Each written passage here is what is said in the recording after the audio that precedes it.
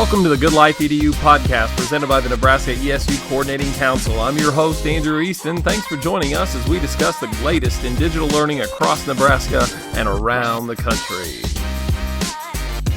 All right, I'd like to welcome everybody back for another episode of the Good Life EDU podcast, and looking forward to learning a little bit more today about the legislative session that just ended. And so I had to ask on my good friend and someone who's very steeped in these conversations, Dr. John Scretta, administrator at ESU 6. And so, John, thank you so much for joining us today for the pod and to give us really a recap of some of the things that took place over the 22 sessions. So welcome to the pod. Hey, thanks, Andrew. It's great to have the opportunity to be on with you again and have a conversation. And yes, some folks just kind of dabble in the legislative side. Some folks want the full body immersion treatment of just like being saturated with all things legislative. And I love jumping in, man. It's just something that I've become pretty passionate about. So looking forward to our conversation. Well, me as well, because if we have to play that analogy out, I feel like this year for the first time, I maybe stuck my toe in. So I'm really looking forward to hearing your firsthand account of what that immersive experience has been like for you. And so before we get started, though, for people that don't know you, John, could you give a little bit of your backstory and education and how you came to be involved with the legislative advocacy? Sure thing. Well, so two questions there. And first off, my background in education. I'm the administrator, as you said, at ESU 6. Educational Service Unit 6 is headquartered in Milford. We are serving 16 public school districts within our service area, and we get to do all the great stuff that our multi-district ESUs focus on, including a lot of professional development, supporting teachers across our area, some great student services that are tailored to meet the needs of students and the schools that request those, and of course the technology, tech support, and tech infrastructure for all those districts. So I've been doing that 3 years now. Prior to that, I was the superintendent of the Norris School District, which is actually one of the district members of ESU 6. So I thought I had a pretty good idea what I was getting into when I went over to the ESU. I've learned a ton, but that experience as a superintendent and prior to that, a district administrator, assistant sup, and before that, high school principal, and started out as a high school English teacher at Northeast High School in Lincoln Public Schools. So been at this a long time and have had increasing involvement on the legislative advocacy side, which I can talk about. So my interest in legislative advocacy stems from an awareness that the policy decisions that are made impact what teachers can do, are allowed to do, are empowered to do in the classroom. They impact and can sometimes dictate a lot of the workflow and demands that are placed on our school administrators. And we want to make sure that first person I heard this phrase from was Bruce Reeker, who works with the Nebraska Farm Bureau in legislative advocacy. He's a lobbyist with them. And Bruce said that in politics, if you're not at the table, you're on the menu. And the analogy, I think, is particularly apt in that we have, I think, a responsibility to do our earnest best and our due diligence all the time to do outreach to policymakers who are the folks making decisions about statute and how it impacts schools, so that we're involved in helping to shape decisions and influence the process in a way that leads to the best schooling experience possible for Nebraska students. Well, and in your advocacy, I know that you obviously have the opportunity to speak from a myriad of lenses, say within ESU 6 as an administrator, but I also know too that your affiliation with NERCSA and the representation for our rural schools in our state. So let's shift to that a little bit, I guess, thinking more about telling our stories at ESU's advocacy. I really like, you wear a myriad of hats, John. So it's great to have someone like you speaking on behalf of so many of us. Well, thanks, Andrew. And what you're describing really and some of the organizations that you reference would kind of make up the political landscape of educational advocacy within Nebraska. And I've had the privilege of being involved in a number of different organizations in different roles where I've been able to be a voice for supporting positive education related legislation, and also at times a voice of opposition to try to thwart a bad idea that gets put into a bill. And as I think we're all aware, session after session now, there's an abundance of really bad ideas that could adversely impact what we're able to do educationally and actually get in the way of teachers teaching effectively and students being able to learn at maximum potential. So NERCSA is the Nebraska Rural Community Schools Association. I've been able to cooperatively assist with Jack Moles and others who are involved more directly on the legislative committee of NERCSA. I'm not a member of that, but ESU 6, like many of our ESUs, is a member of NERCSA, along with virtually every rural school district in the state of Nebraska.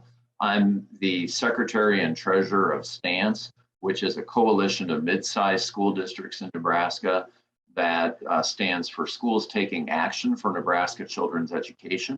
STANCE has been around almost a decade now and was really formed to be a voice in the middle to try to be an active proponent in educating policymakers about key issues. And I am also a former chair of NCSA. And when I got that level of leadership involvement and had the wonderful opportunity to do that and to serve in that role, working directly with Dr. Mike Delaney, the NCSA executive director, that gave me a chance to really help be at the helm of NCSA for a year, the Nebraska Council of School Administrators, and participate in education coalition conversations that occur on a regular basis, both in and outside of the legislative sessions, to bring these different education proponent groups together to ensure that whenever possible, we're speaking with a unified voice. And so that includes groups like Open Sky Policy Institute, Nebraska Council of School Administrators, Nebraska Rural Community Schools Association, and of course, the Nebraska Association of School Boards, among others. And again, for me, it all comes back to, in my current role as an ESU administrator, I'm a co-chair of our legal committee, which is a committee of the Educational Service Unit Coordinating Council. And the Coordinating Council is basically the formal collaborative structure, our means of getting ESU administrators around the table to talk about and work on problems of policy and challenges of practice that we're trying to address to best support school districts across Nebraska. And the legal committee, not surprisingly then, also focuses on legislative matters. And we work with Jason and Kurt Braum, who are two lobbyists who do an additional level of outreach. But then there's a number of us on that committee who are very actively involved in legislative policy discussions and working to make sure that we best represent the interests of Nebraska's educational service units. I'll be honest, John, even when I asked that question or set you up for that response, I did not realize the breadth to which all these organizations are ones that you're a part of and actively, I'm sure, learning from, to shift your perspective around their needs, interests, wants, etc. I'm just so thankful. You're someone who's out there fighting for good things, but also... Well, I appreciate that. You know, I think to some extent, Andrew, it's just a function of I've been around a long time.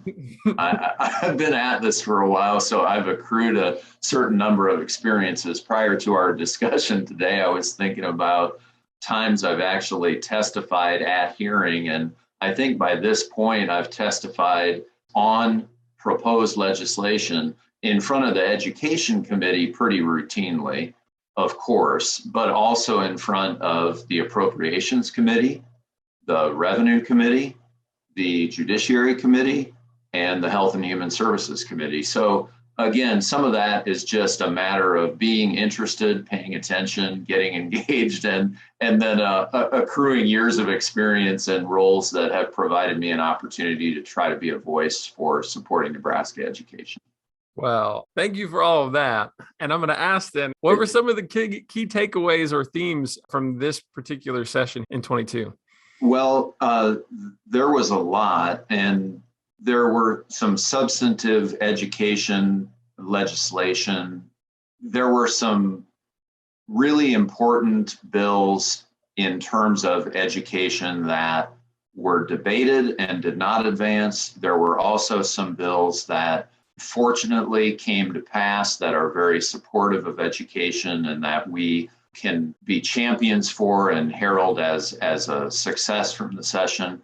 But the major takeaways that have been talked about in the media and that have gotten some traction in the news because they're of general public interest include a couple things that I just want to point out because they impact education in different ways, okay? And one of those is Bill LB 873 was a major income and property tax reduction bill that became law. It ended up being almost unanimously supported in the legislature and was passed by the governor to great acclaim from the governor's office for what he believes constitutes a fairly substantial change in tax policy in Nebraska and makes Nebraska a more tax-friendly state. The challenge with that has been pointed out by Open Sky Policy Institute and is even very evident in some of the legislative calculations from the LFO, the Legislative Fiscal Office, are that the projections of the impact that reducing income tax for top earners in the manner in which it does, and making permanent a range of significant property tax credits will likely reduce the revenue available at the state level in the out years here, so several years out, by possibly up to $1 billion annually. And if you think about that, to give you a reference point, the potentially negative impact of that on funding public goods and services, okay, like healthcare, public safety, and of course, our baby, education. If you just look at education, essentially the amount that the state puts in terms of state tax revenue into K-12 education through TIOSA and state aid funding is about $1 billion a year. So to take that and to just kind of reduce state funding available by that substantial of amount is potentially very concerning. And so those concerns, again, have been raised by folks who know a lot more about tax systems and structure than I do as an educator.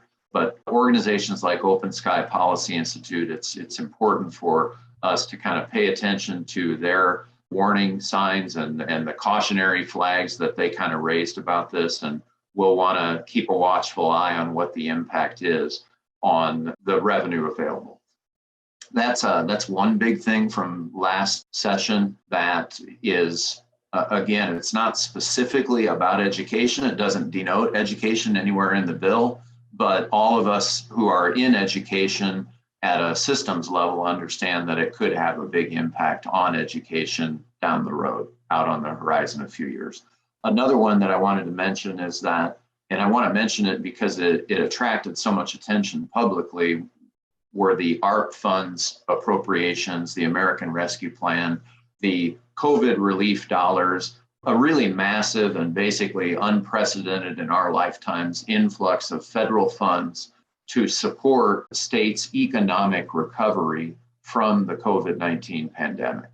And that's really important because the total cumulative dollar signs on the requests exceeded the $1 billion or so that they had to disperse and make decisions about how they were going to spend. And that money, again, went to support a wide variety of things, some of which impacted education, but not a lot of it. In fact, in the education K-12 realm specifically, the schools have continued to look to the direct allocations that they receive in ARP and ESSER money, and also to the Nebraska Department of Education. And they have a certain holdback provision where they had some additional rescue or relief dollars that they get to appropriate to different causes. And they've allocated some of that to a wide variety of things, including addressing pipeline issues in educator workforce, and also focusing on mental health provisions in schools. So those are some of the big things that happen in the legislature. that were major legislation that went through. There's some other things that emerged as themes of the latest legislative session that I want to point out, though, that I think might be worth noting. And one of those would be that it seems like the tone of rhetoric in our unicameral is becoming more divisive. There's more accusatory and condemning language used by senators. Frequently, what we saw over the last session directed at one another.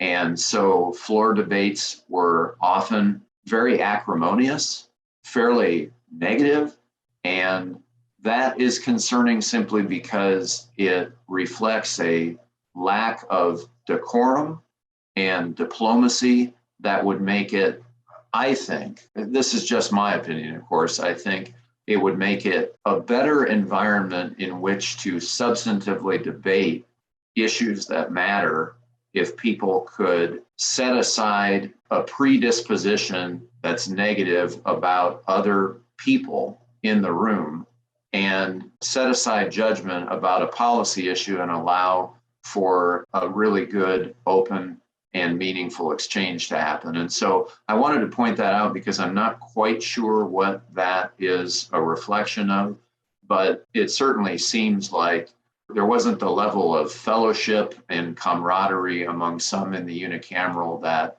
I think historically has been a characteristic of the Nebraska unicameral. That is disheartening to hear. And I do feel that to some degree, and again, just speaking from personal experience, right? The discourse in the social conversations that I'm able to have sometimes, people are more interested in sharing their opinions than listening and arriving at any sort of, it does make it tough to. Yeah. So one of the challenges that comes out of that, and something that we're seeing in the unicameral as well, is there seemed to be more polarization where you have people in a fixed position that is either hard right or far left, and there's not as much room in the middle where people are gathering, and there are fewer centrist senators.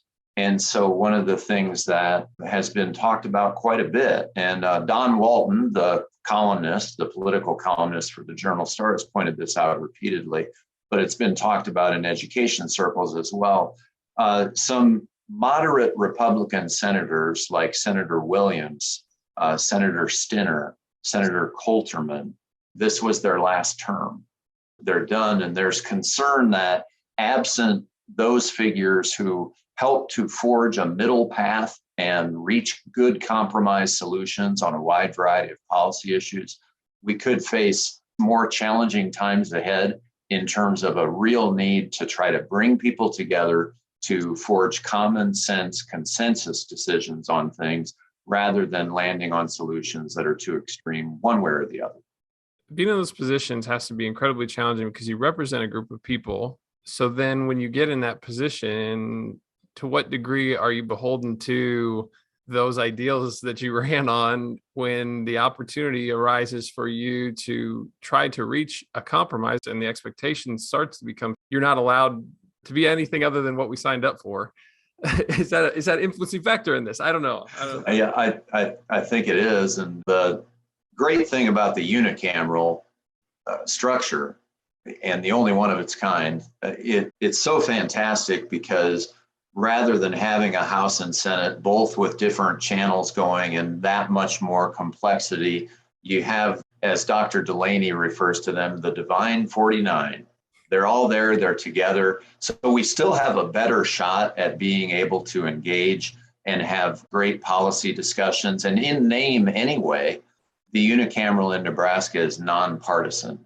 Okay, it's not about the R's and D's. Now, folks know an alignment happens, and we understand that, but at least in name and thereby and historically in principle, the legislature has been nonpartisan, and that's something that we can all celebrate in Nebraska, I think, is that independence that characterizes our state.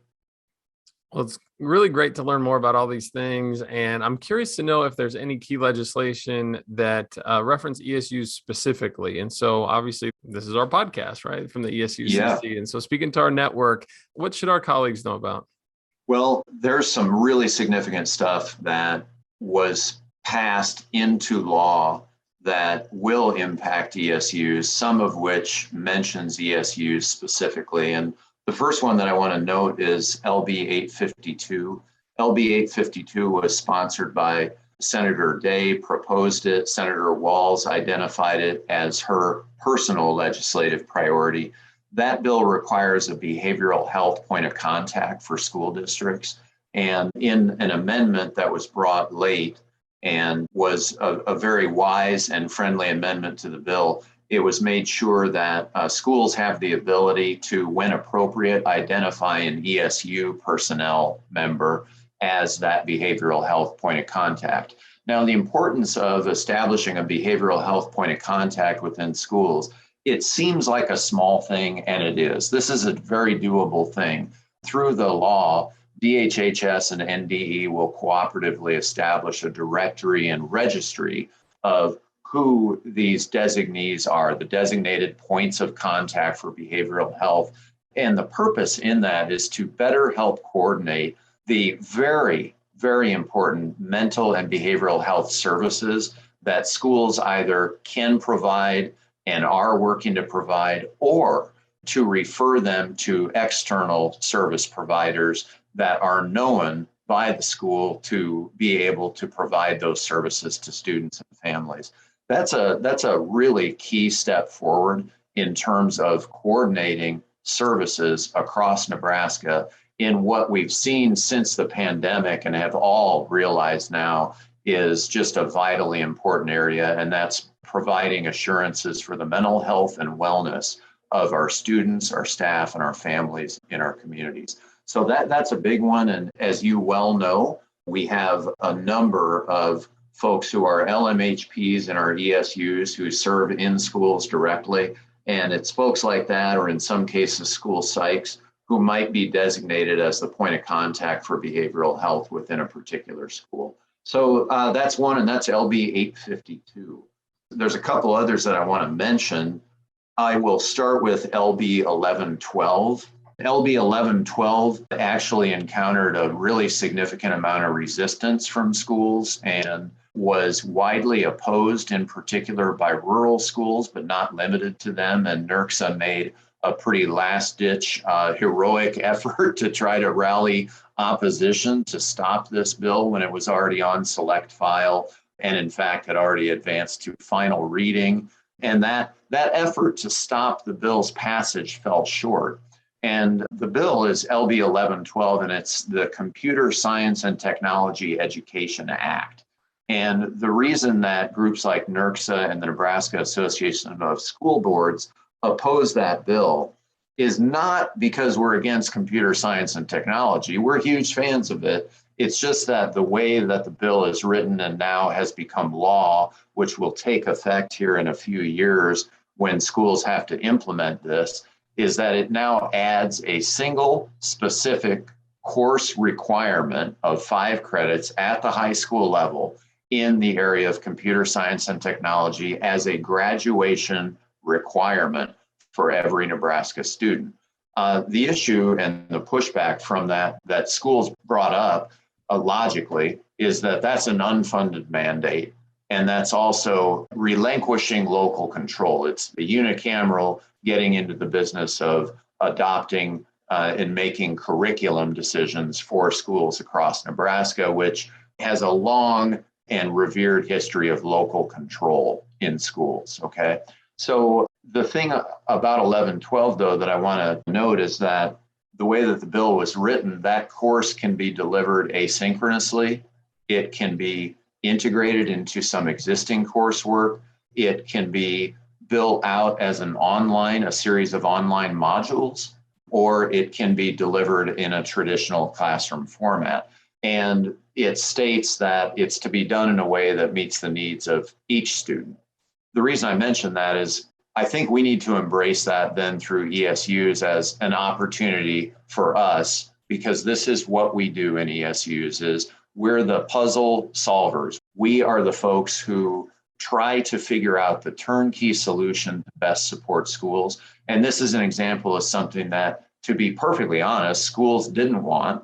And a number of them were saying, we don't need it because we're already teaching this at this level or in this way. But now they have an additional requirement. So I think it behooves ESUs to figure out how can we make the Computer Science and Technology Act least burdensome to our school districts by being a good supportive partner to them in implementing this law. For what little I've dipped my toe in these conversations, John, this is what I'm somewhat familiar with, in that with our distance learning courses that we're able to provide through our InViz system, I am curious to see if we're able to then deliver courses in computer science where needed through something like that. So that would be one example of as you said, there could be asynchronous, there could be in person, but maybe making this an opportunity to where there doesn't have to be a new hire in a district when you're looking to provide one or two courses. Could connect you with a teacher that's remote, but a classroom full of 2 or 20, students in person to gain those computer science credits.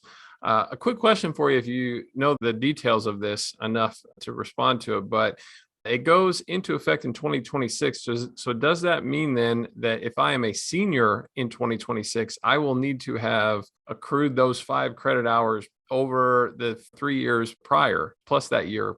Yeah, that's a great question. I don't know whether the bill contains language which stipulates that.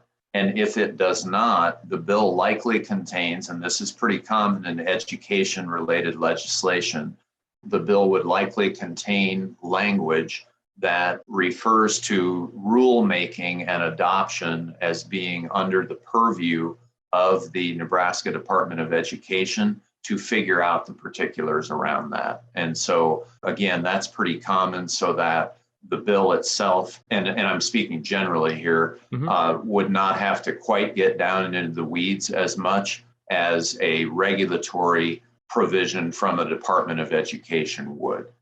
So that may be how that's handled, but that's a great question. There were a couple other bills that were proposed and debated this last session that did not go anywhere. And I want to remind folks of the adage that sometimes the best offense is a good defense, and stopping bad legislation from getting across the finish line is one of the things that we all need to be willing to work at doing. And I'll mention a couple of those. LB 1143 and LB 1146 were bills that specifically pointed at ESUs, because we've had a couple ESUs in our state, ESU 2, headquartered in Fremont, and ESU 5, headquartered in Beatrice, have, at the request of member school districts, formed an interlocal to help the member school district with issuance of bonds via the interlocal, giving them some bonding authority in order for those school districts to complete needed and necessary building projects. And because that interlocal structure did not require a vote of the people constituting the school district that would impact, those projects created some resistance then from some folks. And as a result, I believe it was Senator Friesen in one committee and Senator Linehan in the Education Committee had brought forward LB 1143 and LB 1146, which would have eliminated the interlocal bond issuing authority that was utilized to create those projects for those school districts. The fact that those did not advance, I just want to note that that's significant in that it allows the ESU then to continue to try to be a supportive partner in all the ways possible that a school district might reach out to. Whatever people think or whatever their opinion is about a particular building project, having the means to utilize to be able to do some things like that in order to support schools and students is really a part of what we're about as educational service units. So I wanted to mention those. I want to also note a bill that was sponsored by Senator Pauls who was a retired Millard school principal and served from that area. That was his legislative district, LB 1034, mentioned ESUs in a really significant way. And that bill did not go forward. Senator Pauls just passed away yesterday, so we express our condolences to Senator Pauls' family. And LB 1034 was one of the bills that Senator Pauls proposed in this last session. LB 1034 would have broadened the provisions by which the Nebraska Department of Education can identify priority schools. And it would increase that number up to, I can't remember if it was 10 or 12 within a year. But what it would allow the department to be able to do then would be better target schools that have been identified as lower performing in terms of a student achievement profile or index of student achievement results, and identify them as priority schools. But the idea that Senator Paul's office had was that if you were an ESU that was serving an identified priority school, a team of 6 identified personnel from that ESU would be assigned as an intervention team to assist and support the priority school. Now, of course, we have priority schools in Nebraska already, and ESUs work to support them. The thing about the mechanics of the bill that made it something that was not tenable for ESUs, even though we are conceptually supportive of the idea of ESUs working to directly provide support and consultative expertise to school districts to help them improve student achievement. I mean, of course, we're supportive of that. But the idea in the bill, as it was articulated, was that you would have a team of 6 and they're assigned there. Well, we don't have that personnel and we don't have that capacity in virtually any of our ESUs to marshal a group of 6 folks and assign them directly as an intervention team to a school. But it was an example of, I think, a friendly gesture to ESUs in terms of recognizing that a central part of what we do is support improved student achievement by helping teachers. So I wanted to mention LB 1034. I also want to note that the signature bill that came through the Education Committee last session was LB 1218. And LB 1218 focuses on educator certification and loan forgiveness provisions. And the certification piece was not as broad in impact or scope as it was initially written. The initial means by which LB 1218 was formulated would have allowed for a lot more flexibility around administering praxis as a basic skills exam. Praxis 1 is the basic skills one. And currently, that has been a requirement to pass Praxis 1 in order to gain admission to an approved and accredited educator prep program in the state of Nebraska. And there's been a lot of debate over the last several years about whether we need to retain that or alter it in some way. It looks like, based upon the adopted language that passed through to law, there may be some means that we have a little more wiggle room than just Praxis 1 as an exam now, but it does not overtly eliminate praxis from the certification component at this point. The other major provision in LB 1218, that's a big celebration point though, is it does add an additional $5 million a year to educator loan forgiveness in Nebraska. And that of course is a tool that's designed to incentivize folks who are accruing student loan debt when they're going through an undergraduate program to be able to, through an application process, apply for up to $5,000 a year and have that applied for loan forgiveness. And that's a big tool for helping young people galvanize their interest in pursuing a career in education, to know that there's more money out there to forgive student loans. And it's also a retention tool in that a lot of folks who enter the teaching profession and leave within their first 3 years leave because there is some of that student loan debt hanging over their heads. And as an entry-level teacher on the salary schedule, you're not at a good spot to be able to meet all the financial demands that you have. And so this bill 1218 that was passed into law is a really helpful gesture to providing some support for loan forgiveness for Nebraska's teachers. Wow, so many different topics and so many conversations that go into, and I know you and I spoke informally at one point in time about how these things can kind of pivot and shift and include new pieces from previous bills, right? Like over the course of time. Well, 1218 is a good example. So Andrew, 1218 initially didn't have much in terms of anything in terms of educator loan forgiveness. It had a $1,000 stipend upon eligibility provision upon successful completion of student teaching for loan forgiveness. And then it had the certification piece as its big part to provide more flexibility than what we have currently with the Praxis Basic Skills Test. Well, what ended up happening was LB 945, which was a bill actually proposed by Senator Linehan for educator loan forgiveness, got woven into 1218. And that was a process of great collaboration on our education committee and the leadership, of course, of Senator Walz as the chair and Senator Linehan for bringing that legislation forward. All good things there. So I think that it's really important for us sometimes when we talk about the political milieu in Nebraska and nationally, we have a tendency to go all gloom and doom.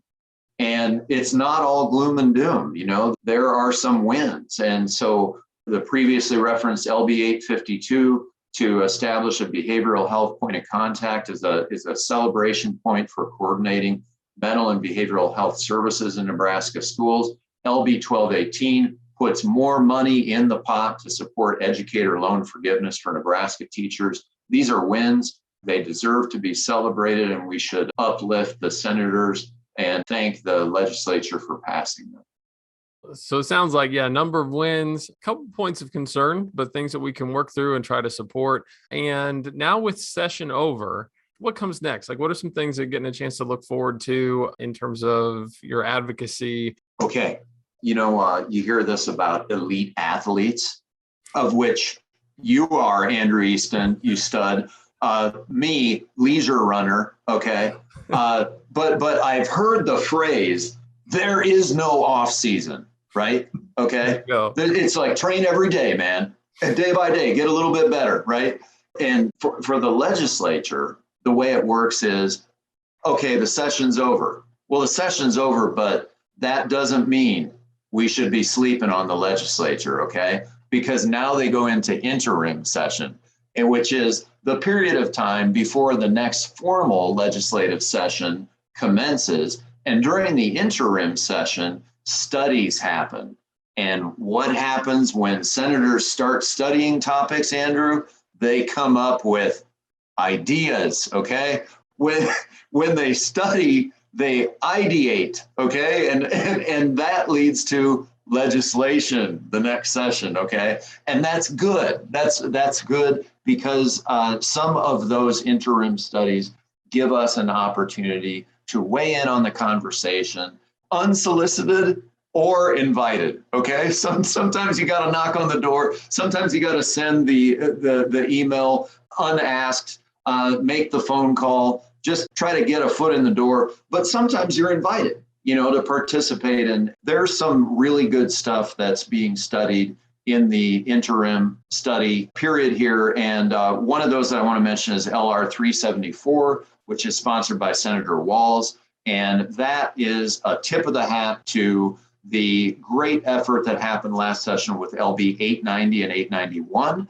Those were bills that would have brought about a significant reform in the manner in which Nebraska funds its public schools. Right now, we have a pretty heavy over-reliance on property tax-based revenue to do that.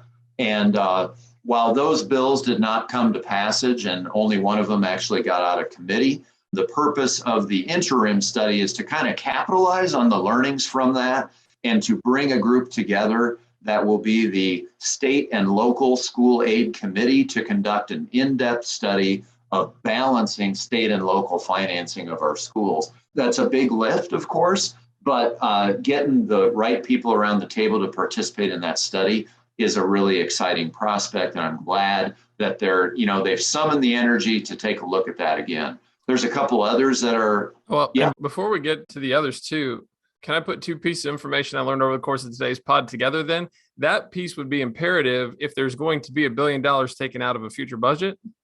Question mark? Yeah, it's going to be extremely important to consider revenue sources and revenue streams when we look at the altered landscape of tax system and structure in Nebraska as a result of LB 873. So absolutely right. Yep. So I'll mention just two other interim studies that may be of interest to ESU folks specifically, but also just educators generally. One of those is sponsored by McDonnell, and it's in the Health and Human Services Committee. That's LR 397. LR is the interim study. The purpose of that resolution is an interim study on needs, workforce, and funding streams for mental health care in Nebraska. Now, that's not specific to education, but obviously would be inclusive of education and mental health services. And so that'll be one that we want to pay attention to and we could learn some things from. And then there's LR 401, which is a resolution to propose an interim study reviewing the administration of the Nebraska Broadband Bridge Act. And broadband, rural internet connectivity, huge issue in education, something we really came to terms with during the pandemic. And when we think about Nebraska's ESUs and the incredibly important infrastructure tech work that we do, that's something that may be of more than passing interest to us as well. So that's some of what's coming up and that we can look forward to. And of course, we're in an election cycle. And so groups like Nebraska Association of School Boards, Nebraska Council of School Administrators, and our own ESUCC are making sure that we're trying to get to know folks who are running for offices where the seats vacated due to term limits. And so we know we're going to have a new senator in there. So we want to make sure we're getting out there and we're connecting, we're getting folks at the table. And so, for instance, at ESU 6, in our legislative district, Senator Coulterman is term limited out. And so we've got two folks who are candidates for that chair, that seat in the legislature, Dr. Hodavy out of York and Jana Hughes out of the Seward area. And both of them great folks who are supportive of education. And we have just made sure that we invited them to come to the table, talk to our superintendents, get to know our school districts a bit, and develop an understanding of what an educational service unit does and why we are so integral to education in Nebraska. Yeah, I think you beat me to the punchline there, John, as far as I was going to ask you what the call to action might be for those listening in. So it sounds like for ESU personnel, that would be. Yeah. Here's a call to action phrased as a question. Do you know who's running in your legislative districts? Who's on the ballot and what do you know about their education policy knowledge and their education policy perspective? If you start with those basic questions, that can inform your next subsequent actions logically. And that's a really good place to start because all politics are local. I also want to mention one other thing though, Andrew, that I think is really important, which is basically it's something along these lines. I'm going to paraphrase it. And it's that the salvation of the state is in the watchfulness of the citizen. And what that translates to is vigilance and awareness. And an even easier way to say that is, for God's sake, pay attention, right? And it's challenging because we're in an information heavy environment and there's stuff coming at us all the time from a lot of different streams and platforms, but we owe it to ourselves and it is incumbent on us to work hard to ensure that the interests of educational service units are being served by the folks who are serving us as our elected officials. And sometimes we get that backwards. They're our elected officials, as in the citizens and constituents of Nebraska put them in office. So let's make sure we hold them accountable to being supportive of the great, powerful impact that ESUs have in Nebraska's public education system. Well, I think that point really lands well when we're sharing it on a podcast that hopefully we're getting an opportunity to educate those who might find it tough otherwise through the noise that's out there. And so, John, I am so grateful for you taking the time today to share your insights, the learning, obviously your ongoing advocacy in this space in education. It's really terrific to know that there are people out there like yourself in those spaces. And thanks for taking some time to help all of us be a little bit more effective in our support of our collective education community. Thanks so much, Andrew. I really appreciate it. And, as sincerely, I just want to thank you for the opportunity to engage in a discussion about something that I'm very passionate about and that we sincerely believe has a big impact on what we do and what we get to do going forward.